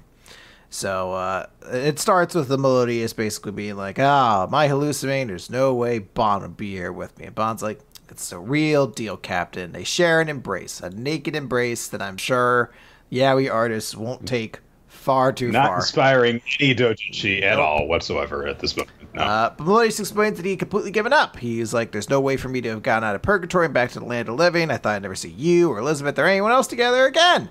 And Jason's like, oh, what are you doing here? His immortal Bond finally kicked the bucket. He's like, no, I came to get you. He's like, see no way back to the human world? And I love Bond's like, Melodious is like, you say. He's like, you really are an idiot. You jumped right into fucking, like, the Purgatory without any idea of how to get back. He's like, what else I do? I can't just abandon you. Melodious says, dumb friends are the best friends. No, they're not. Nick's like, I hate dumb friends. All my dumb friends I hate. You can be genuine and caring and still be smart and helpful. Nick, I crashed my car through your house. Nick, I came to help you water the garden. You're like, did you even bring any gardening supplies? Nope. Smart friends are the best friends. As I'm trying to reverse out of your house and just destroying your garden with my back tires. Run over my pets. You like hating, like staring daggers into me as like dirt clops keep hitting your face.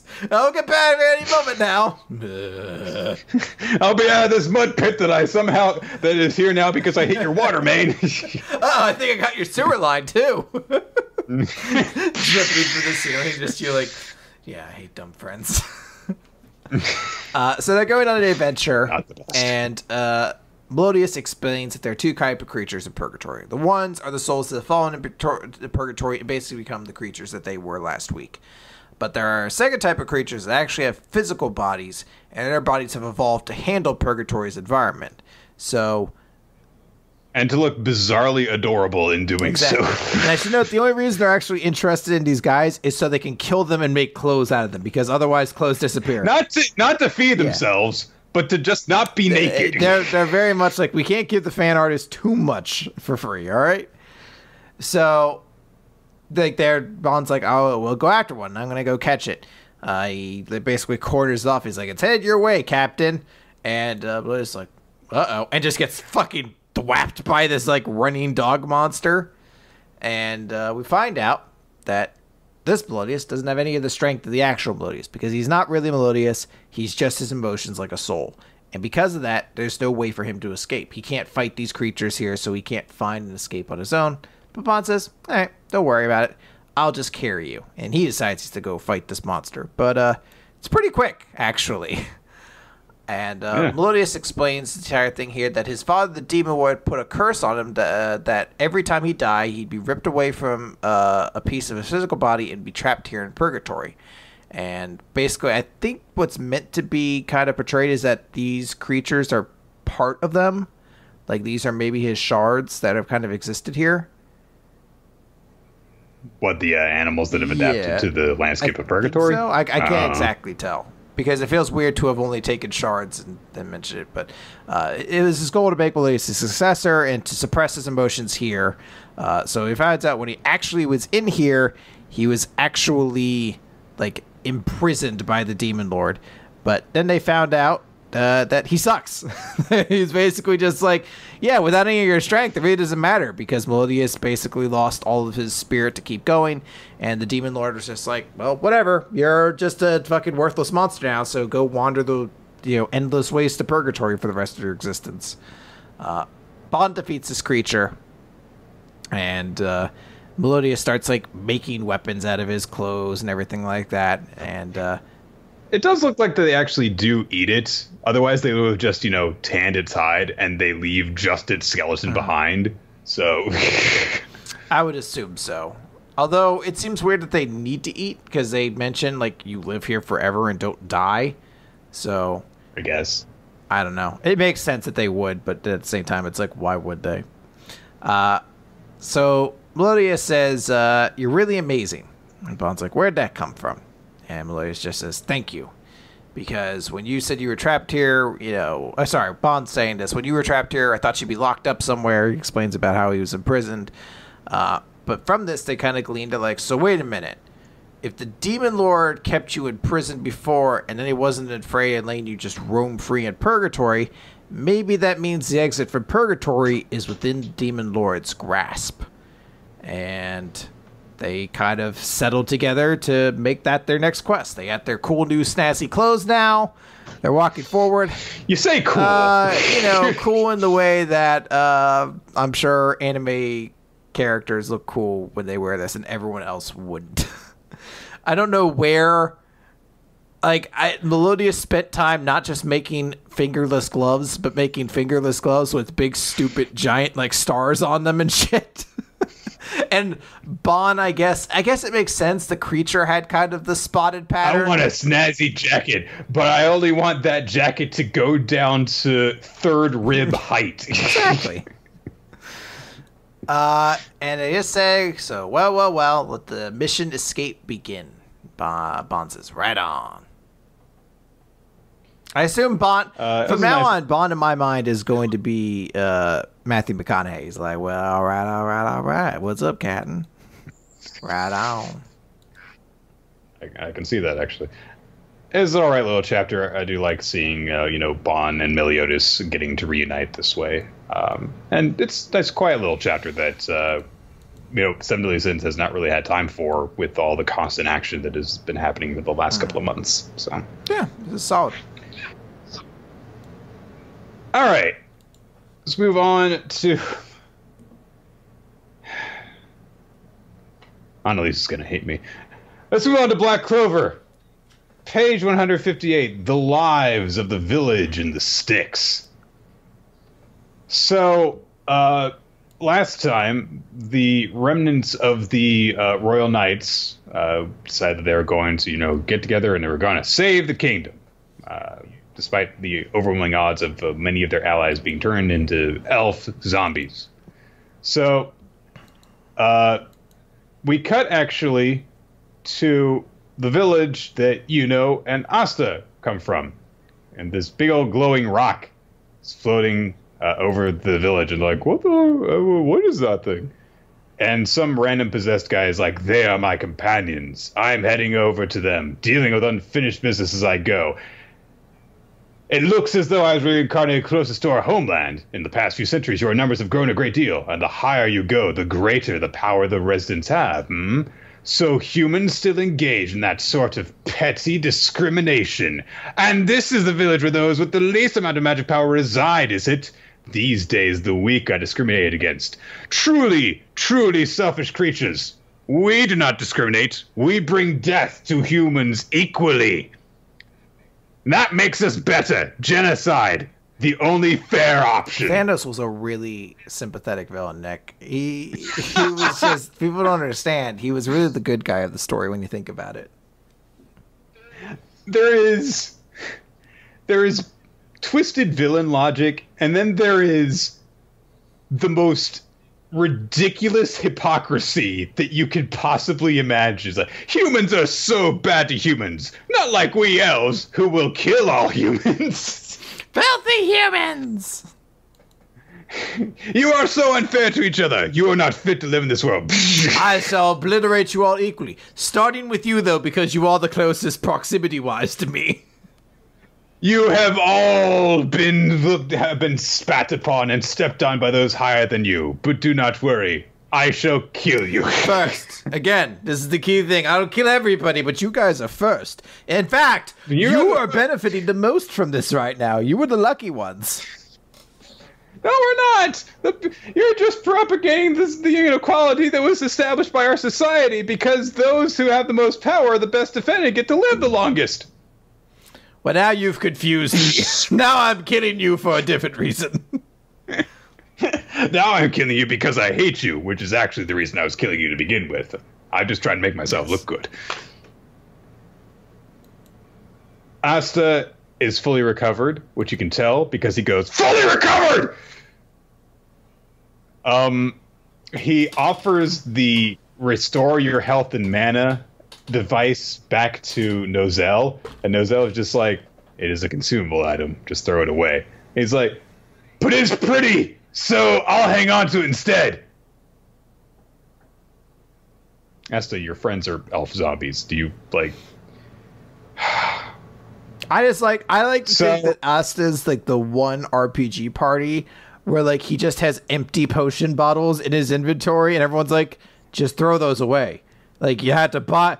No, I have to hold on to all my vulneraries. Like, but no, like you have to throw it. Like you're gonna buy a new one and get a new potion anyway. Like it's not like the potion bottle does anything. He's just like, but I want to keep it. It looks nice. They're like, but you have limited inventory space. What if I come across? What if I come across a potion fountain? And I don't have an empty potion to refill. They're like, those don't exist. It's like you're not gonna have enough actual inventory space for other things. I'll do more sit-ups until I do have enough inventory space for it. They're like, you can't solve all your problems with sit-ups, Asta. Watch me. Well, I can't. I can't use this healing item on you. What if I need it later? There's 10 levels later. Well, I guess we just have to throw this away to make room. Too bad we never had a chance to use this healing item. So. Nozel is taking charge of the group by this point, because they realize, like, oh my gosh, that's our village, you know? It's Hage, we've got to go and save them. And Nozel's like, we have to go to the capital as quickly as possible. We can't spare time in order to save this village. We must protect the kingdom, which means prioritizing the defense of the royal capital. And Asta's like, well, my hometown's part of the village! And he's just like, look, go, but you two go alone. I can't spare anyone else going with you, you know? And also, don't die. And also, get back here quickly, because I need you in order to help out. He just keeps adding things. Also, get me lunch. Also, make sure it's vegan. Also, try to keep it pretty cheap, though. Also, don't give me fries, but, like, if you get fries, I might, you know, borrow some. I might take some from you. It might have a couple of things, but I can't have a full one. So, meanwhile, like, the dude down below is this army of, like, death-dealing plants just stabbing citizens. And this is why we're so much better than you humans. It's like, can we go down and help? He's like, hold on. If you see... I'm not saying go out of your way for a Starbucks, but if you happen to, like, conveniently pass one, please stop. Also, make sure that the guy who makes my sandwich goes light on the mustard. Not too light. I want some. Like, I want mustard. Just not, I don't want it drenched in mustard. I want one spurt. You know, not a small spurt. Make sure he squeezes the bottle to half capacity when he gives me the spurt. If you could, smidgen of mustard. Specify a smidgen of mustard. If Ralph is there, he'll know what that means. Do you know what store we're going to? No, but every store has a Ralph. I make sure to have a good relationship with every Ralph. Anyway, Noelle's like, I'm going to go with Asta and Yuno in order to help. And Nozelle's like, no, Noelle, you are a royal. You're coming with me to defend the castle. Now, I hate this moment so much because he doesn't say, like, it is important that you come with me. You know, you are valuable to the defense and I cannot spare anyone else or anything like that. He just says, you are a royal, so you will come with me to defend the castle because you are a royal.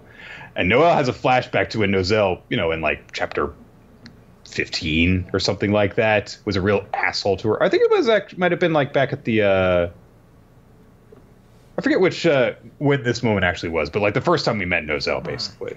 He was just like, you are an embarrassment to our family. You are not needed in the Silver Eagles. If you get excited over a single success, did you come specifically to bring shame on our family name? You do not belong here. Leave this place. Failure. And now he is just observing you are an important part of the defense. So she blushes and her chin trembles. And Mimosa looks over at her like, done good, Noelle. You've come a long way. You done good, kid. This is not good, okay? He's still a dick. He doesn't even respect Noelle hardly anymore. Like, you are not worthless and are not actively bringing shame on the family name. Therefore, you are important and need to come and defend the royal. It's not like he doesn't even care about you. This isn't even like a level of affection or anything displayed towards her. Fuck this. The weird thing to me is the way it was presented, because it's like, Asta, you know, you're going to go defend your kingdom. Noelle's like, I'll go with you. And he's like, no, you come with me. You're not going to help these, like, helpless, defenseless citizens. You're coming with me. And that's the inspiring thing, is because he calls her, like, he considers her a royal. But it's still very pompish and douchey of, like, the idea of, like, no, like, because you're a royal, you don't help the plebeians. We leave them to handle themselves. Like, you're like... You are now... This is where you were. You were with the garbage and deserved to be with the garbage. Now you're up here. You're not with the garbage. I'm not willing to claim that you're not part of my family anymore. Now let's drop off these fucking garbage dumpster people of yours, and then let's get going. Rebecca Riva makes a good point. He never saw Noelle do anything, by the way. He wasn't at that magic night test or whatever it was. He heard about it. He read very detailed reports. He's like, oh, my sister didn't make a total ass of herself. He just trusts the other snobby assholes who determined that she was worthy to join the Royal Knights. Well, bullshit. I'm sure he also heard about the fact that she had a fight with other Silva sibling whose name I don't remember and beat him in it. He's no longer allowed in the family. He's like, hold on, I'm going to go call fucking Harpo Silva or whatever we're calling him and tell him he can go help out this fucking podunk shit state of a town because he's not part of our family. And it's just like, thanks, brother. big brother. I'm glad I'm not on the bottom of the totem pole anymore. Just becomes an elitist shithead like she was in chapter 3. Just like, how dare you bring shame on our family name? You dishonor your family. Oh, God. I'm so proud of myself for the way I have come. So the elf-possessy zombie guy on the ground has summoned a giant poison monster plant thing. And it's like, I've always thought it was odd. Why did I have this sort of magic? It must have been so that I'd have the power to exterminate, to wipe out these pointless lies that have multiplied too far. God, I'm so much better than humans. So much more so much more admirable. Torturing random people. At this moment, the nun, Sister Lily, takes action. She summons her holy fist of love the water creation magic thing to punch the giant plant. And she says, "There is no such thing as a pointless life." And so the elf zombie guy says, "Huh, that was actually a pretty decent spell. Are you what they call a noble?" Is Sister supposed to be suddenly important now? I don't know. I was very distracted by the fact in the next panel she's like got a slit up to like her upper thigh, and I was like, "This is my combat garb." Like, what nun outfit has that? Is she supposed to be a slutty nun, like for a Halloween costume kind of thing? It seems very particular if that's the only battle damage her costume has taken. It just took one rip up the slip. Oh my god. So, and Sister Lily starts to like scold him. She says, "Why are you doing this? I don't know what's happened to you, but the people of this village have done nothing to you. They simply spent their days here and out in what others call the sticks, crying, worrying, suffering, and even so, smiling and dreaming. They're living with everything they have. They shouldn't need an end as sad as and this my one. main dish will be ferocious tears." And Elf Zombie Guy is like, "You're right. So we're erasing the root cause of that sorrow. You humans." That's where it's just like, QED closes the internet thread and walks away. He's like, "I showed that asshole." Done. Roasted. Roasted that asshole on the internet. Showed him using logic and facts. Hashtag. So, randomly, Nash. Nick. I guess this kid had a name. It's Nash. His brilliant sacrifice is happening here. Oh man, you're doing Pepe proud and Sasakibe and all the nobodies that we're meant to care about for some reason. Like, Nash! No! I mean, I guess it makes sense. Like, we didn't meet this kid, and Sister obviously has to shout his name out and consider it weird if she was like, "Child!" But it's just like, not Nash! Oh man, that's right, Nash. You do Sasakibe and that guy that was on that mission with Konohamaru and Pepe and I forgot his name. Do them proud. You're standing on the shoulders of giants, young man. Because he remembers what Asta and Yuno told him, apparently. Maybe this actually happened in the manga, but it's been a long time. Or it happened in a fucking light novel. Who knows? All right. It's been like 3 years since this happened, and this kid has literally not shown up since Yuno and Asta set out, because heaven forbid they visit home occasionally or something like that. This is where Annalise is going to message us. She's going to be like, "Nash has shown up 16 times since this series has started." She was there in the background next to Henry. Just like, fuck. I mean, when I look at it, she's right. This dude has been everywhere. Damn. It shows me. So he remembers what Asta and Yuno told him. "Once we're gone, you're the oldest guy among our siblings, so we're counting on you." So he's like, "Don't you dare touch our sister!" Hey, glowy thing. And rushes in to intercept the attack. But who should come rushing in to intercept it? Oh my gosh, it's the people that we saw rushing in to intercept it 6 pages ago. Asta and Yuno come in and they knock all the poison vine plant thingies away in order to save the day in this big 2-page spread. And Sister Lily remembers them when they were kids, even though literally the last time that she saw them, they were 3 months younger. And it's, Asta and Yuno are here to save the day. And Nash is like, "Yuno and Asta are here to save the day." And they're like, "Leave the rest to us." Don't cry, Nash. You valiantly protected the sister. You're really the true magic. Is you, Nash. They touch him in the on the nose, and he explodes into just gore. This is how I'm ending the series, by the way. The true magic was the bravery that you had inside of you all along, Nash. He's like, "That's lame!" And poison plant elf zombie dude kills them, and he's like, "Yeah, maybe you were right. Maybe humans do kind of suck." They're saying lines as lame as that. The true magic was in you all along, Nash.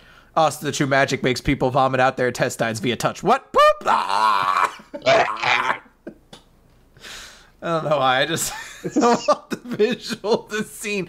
Stop being as lame as it is. It just goes in the opposite direction. I get the idea of this chapter, but it's such an unearned moment. Like, this feels like the kind of thing that should happen after Asta and Yuno have, suffered a loss of some sort. And I know that they did technically lose their last fight against They lost via ring out, Nick. The most satisfying of losses. Right. They didn't lose anything from that. It's been, 30 minutes since they lost that fight? It's like, instant heal, and they're back on. They didn't have to do any soul searching. They didn't have to actually cope with the fact that they had lost their friends and comrades. We haven't even seen what Yuno's reaction to one of his closest squad mates being on the other side is, by the way. And they're just like, we have to go and protect the people important to us now because we've got a job to do. Just, nothing came. It's just business as usual, and it should not be. It should be a bigger, more important, more touching moment than that. And that's what's frustrating about all of Black Clover, basically. It's very interesting to me because that fight ended in such a way where the heroes got blasted out of a room, but we're clearly all about let's head straight back in and fight. They weren't just this guy's too strong, we need to regroup. Both of them were just let's go at this 100%, and Nozelda to be fucking let's stop this and heal you guys up. It's just that notion of the fight would have still continued if the villain group wasn't just we're out of here, and then they took their Scooty Puff Jr. of a base and just puffed away there's no real satisfying conclusion to that because the heroes were still let's go kick their ass. They're very slowly getting away in a giant floating glowing rock base. It's just that we just had these exact two characters. The most recent action scene was them getting their asses kicked by Leashed, and we've had no time to take that in. Because they've spent no time reflecting on it. They were just our friends are all elf zombies now, but we can save them. Let's go do it. Are they moving fast? There's no sense of consequence. Are they actually moving faster than Leash's ship right now? Because Leash. Well, we saw their fortress go over the village, I guess. So I think that the fortress is still ahead of them. Why would it be when the fortress was shown to be a ship literally with a steering wheel, an old-timey maritime ship would have, and they're shooting by on a jet plane of magic right now? So the castle was ahead of them, and the ship is catching up with it, and they're going to pass it and go and save the kingdom, I assume. It's a weird visual to think when you're we have to catch up to them, and they're a much slower vehicle than ours. I don't know. I just like the visual of that. Yeah, and also there's it feels like this is the moment where we should be getting to know what this group is going to be operating under Nozel, and getting to know better some of the characters who are in this ragtag group. Even if we had just had 2 chapters, having an aside we got with Gauch and the rest over at the Black Bull's hideout. Just establishing okay, Asta and Yuno are temporarily out of commission. Therefore, they can't do anything for a couple chapters and just get back to the way things were. So these guys have to handle this for the time being now. And we see them take out a guy like this or something like that. Idea, brainstorm here. We see the group split off to a couple of different villages, and we see some of them first, and then we see Yuno and Asta show up or something like that. I'm just trying to come up with some ideas besides just they lost to the big bad and are immediately back in action like nothing happened. It's frustrating. Great chapter. Favorite chapter of the week. MVP of the week, Nash. Oh, you can't forget him. He's so iconic. Oh, God. So, One Piece, chapter 905? Yep. What 905. What a beautiful world. I love the cover page because it's been this long, protracted saga of like the various different leaders of the Straw Hats, like Armada, and we've had a couple now with Orlumbus, and this one's just like, this is his daily pajama folding ritual. Like, thanks. What an odd scene to close in on. Like he's got a I was pretty sure like maybe like 2 weeks ago it was like him like going back to his kingdom to declare himself like a rebel to the kingdom at this point because he's needing to follow Luffy, and like the next shot is him like, and this is how I fold my jammy jams. Done. We begin the chapter in New Marineford. The old Marineford was, basically destroyed during that whole incident. Earthquakes, nothing big. No big deal. And we get this narration just that was just like, yeah, they needed to have a new stronghold. So it still serves as the interest of the new world, and it's commanded by the new fleet admiral Sakazuki. And we see Sakazuki pretty quickly right away. Akihino is shouting at some random Navy men, and he's upset because Fujitora is in Marijoa. He's like, I told him he wasn't allowed to step into any military base until he brought me straw hat and law. And one of the guys is like, actually, one of the weirdest things I want to note about this whole thing is that he specifically calls Fujitora that boy. Has he seen Fujitora? I mean, grizzled old man. Sakazuki was pretty old as well. Oh, hey! I think this is the first time we've seen T-Bone since way back when. I don't even know. He was the guy that fought Zoro when they were riding on the sea train, and he had like that whole thing where he had like a sword fight with him in like the front of the train. Okay. So I do like that they're talking about this, and Akihino says, "Why didn't you kick him out?" Well, he was armed with infallible rhetorical weapons. We had no arguments against them. And the specific arguments that Fujitora were, if you ask me, this don't count as military grounds. we couldn't argue with it. He was completely right. He was like, that's not rhetoric, it's a brain teaser. You fucking idiot. Like, sir, his logic was flawless. It's not technically military grounds. What can we have no jurisdiction. It's so weird that, like, one of the first times we see Akihino since he mercilessly killed Ace by sticking his hand through his gut is this weird comedy scene. All right.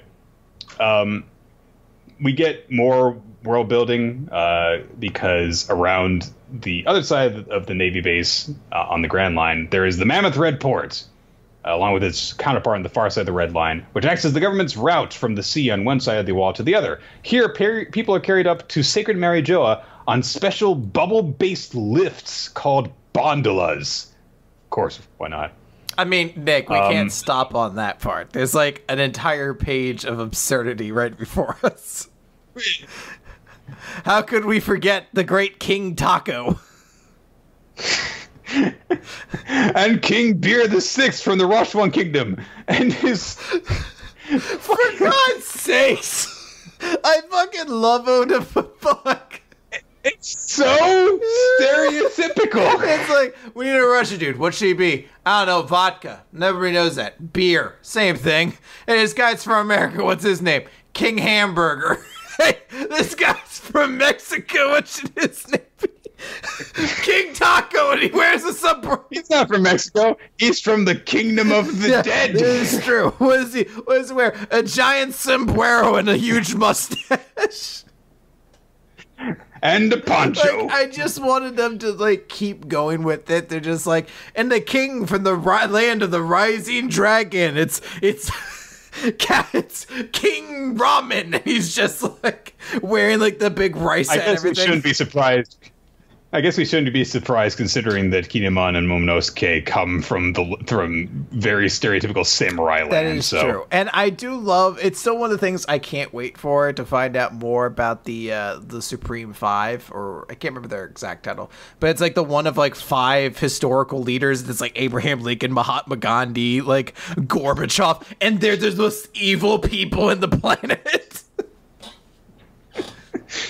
I'm sorry, I just lost my shit the first time I read King Taco from the Land of the Dead, and he's got a giant sombrero with a giant standing, then live kneeling. A giant taco, like a giant sombrero with a cactus at the top. Oh god. And everyone is reacting to the presence of the mermaid prisons because fucking all the people from Mer Kingdom are all there. And Garp is actually accompanying them as they arrive here. I like how they have these like bubbles that are basically inner tubes so that they can, get by on land because of their, mer people tails. So of course, Shirahoshi's there along with her father and siblings, and people are like, "Oh my god!" And people are like, "Oh my god, she's so hot!"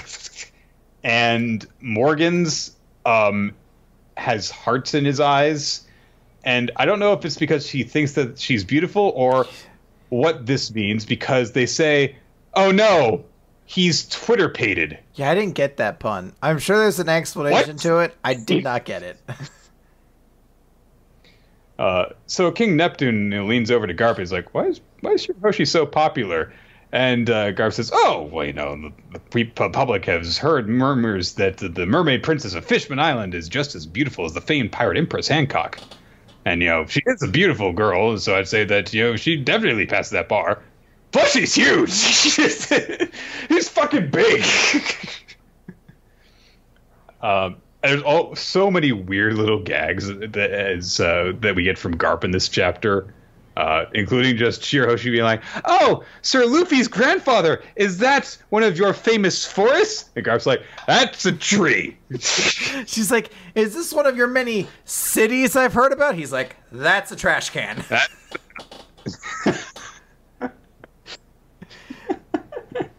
He's like, is this one of your massive dog parades? He's like, that's a dog turd. I don't know where you're getting this from. God.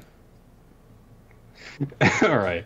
So, Stelly, the king of the Goa Kingdom of East Blue, Sabo's foster brother, shows up and he's like, do you know who I am? And Garp says, not who the hell are you, but who's this stupid turd? No tact whatsoever. And Stelly is over this. Morgans thinks to himself, oh, the king of Goa, and, for such a peaceful little place, has produced some of the world's most wicked baddies around. And aside from Garp, there's Dragon, Sabo, Fire Fist, and Straw Hat. Fascinating. And we get just like, in case you forgot who the fuck King Stelly was from that Luffy flashback forever ago, yeah, he's Sabo's adopted younger brother, and he basically politicked his way to becoming the king of Goa at this point. But still, nobody likes it. So, more stuff happens between Stelly and Garp. Stelly's like, hey, you should hand over your noble connections to me. I want to be a celestial dragon. And Garp's like, who the fuck would want to be a fucking celestial dragon? And so like, don't say that. Hear me. King Neptune picks up Stelly when he falls, I guess, or he becomes unsteady. He falls over in excitement because, like, when... But then he stands up. I think he just sits up. Oh, okay. And he's like, oh my god, they're huge. Wait, these are the fishman creatures.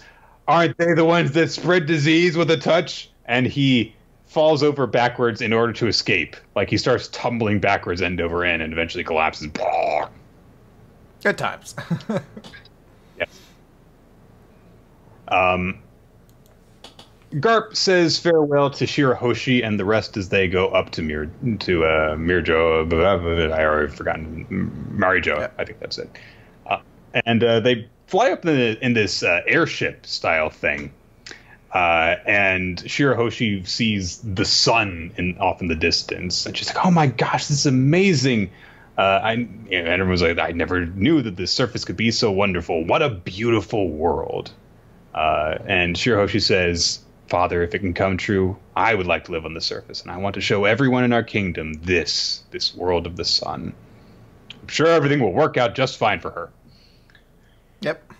Over to Mary Joa, where Fujitora is hanging out with a shadowy figure, and they're discussing some things while they're eating together, and the shadowy figure says, "Oh, you're not going to destroy this meeting, are you?" And Fujitora says, "Well, I might crash it, but it's just the system I want to destroy."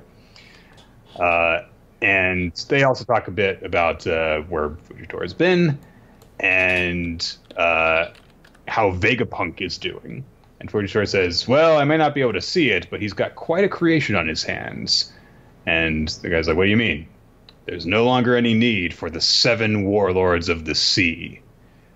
And then immediately they're back to pleasantries. Because Fujitora says, "Hey, why don't you try some of this food? It's really tasty." And the other guy says, "Well, if a pretty lady asked me to open wide, I suppose I'd chow down, and that's why I haven't had a bite for 3 darn years." And we get a caption introducing him as the Admiral Ryokugyu, but still don't really get a good look at him at all. Just the silhouette of his face. This seems to indicate that we now have our full group of the 4 remaining. Well, I guess technically it's 3 because Sakazuki is now the fleet admiral, but we already knew Borsellino, the light guy. We knew Fujitora now, and then this is the Green Bull that they've kind of mentioned a couple times in passing before. Mm-hmm. And only introduced by his title, not his actual name. So well, I think actually that must be his real name, because that's not what Purple Bull would be in Japanese. Ryoku, yeah, it would be. Green Bull, Ryoku can be used as green. Okay. Yeah. Then there we go. Yeah. I thought Bull was like Bolo or something. Bolo.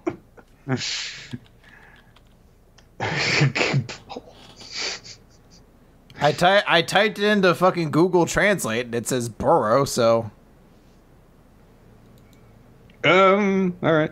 So we can cut away then to the Kamabaka Queendom, where again the Rebel Alliance is. It's such a weird conversation that happens here. It's like Betty's conducting an interview with Koala. That's like the way that this is worded. Because she asks this very leading question so that Koala can cut a promo, basically. But then we get cut off after like 2 sentences for some reason. Betty specifically asks, like, "Hey, you're fighting the world government for the sake of the fishmen, so do you feel conflicted about the Ryukyu Kingdom taking part in the reverie?" "Not at all, Betty. Our true foe isn't actually the world government. It's the celestial dragons who control it." Good promo, Koala. That'll sell a lot of tickets, I'm sure. Yeah. Well, I do again, kind of like this because it does sort of push a little bit clear of what seemingly the objective of the revolutionaries are, because we know there are a lot of good people in the world government. We know there's Garp and Sengoku and, formerly Aokiji. So there are good people in, like, the Marines and that group. But they're saying that it's specifically the Celestial Dragons who are our enemies. So it's nice to kind of have that distinction there. Right. We could potentially bring the government into a working order, but the Celestial Dragons have got to fucking go.